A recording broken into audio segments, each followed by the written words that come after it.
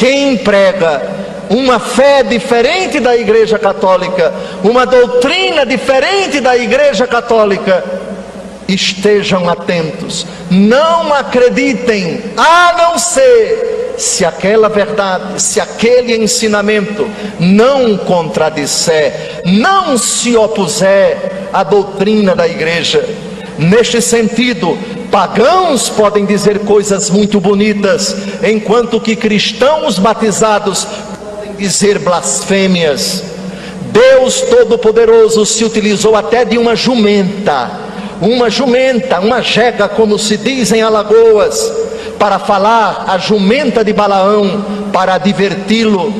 Deus Todo-Poderoso é onipotente o suficiente para também se utilizar de pessoas que não são da Igreja Católica para nos ensinar coisas de Deus. Isso não significa dizer que não ser católico e ser católico são a mesma coisa, não! O critério, a árvore se conhece pelos seus frutos. Um pai que aconselha mal o seu filho, uma mãe que aplaude o pecado, a leviandade de sua filha, aquele que ao pecado diz, isso não é grave, aquele que insinua alguma coisa má a respeito da igreja, debocha, ridiculariza, anarquiza, deprecia, insulta, agride, diz indiretas e charadas. Esses espíritos não são de Deus, esses espíritos não procedem do Pai. Muitos falsos profetas vieram ao mundo. Eis o critério para saber, diz São João, se uma inspiração vem de Deus.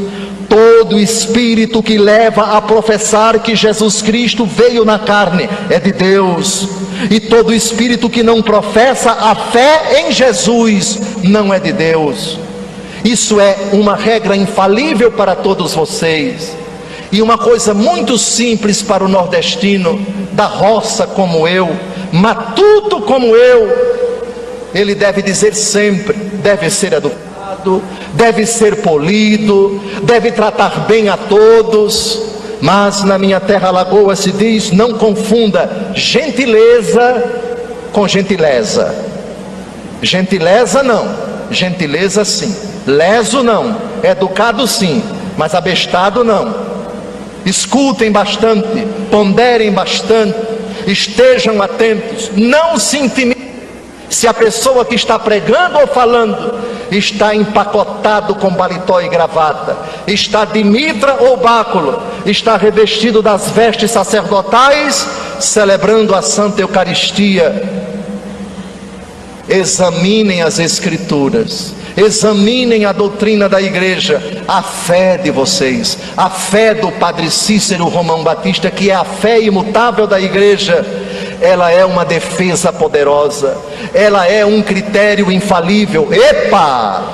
Esse ensinamento não é o da igreja, esse conselho não é o conselho dos meus pais católicos, essa orientação não é a orientação que aquele padre piedoso, aquele bispo ungido me deu.